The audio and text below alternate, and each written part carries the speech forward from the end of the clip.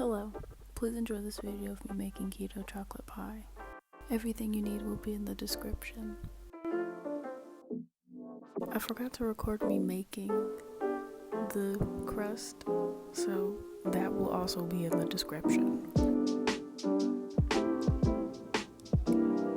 Anyways, you only need one large avocado. I measured it because it made it seem like I needed more than one avocado, but you only need one large avocado.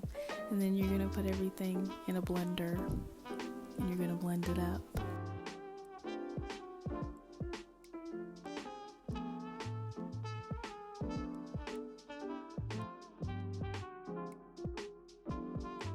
Blend and mix until it looks like mousse.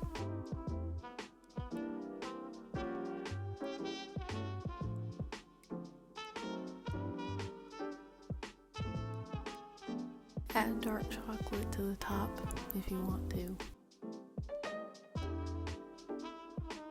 And you're done. Bye!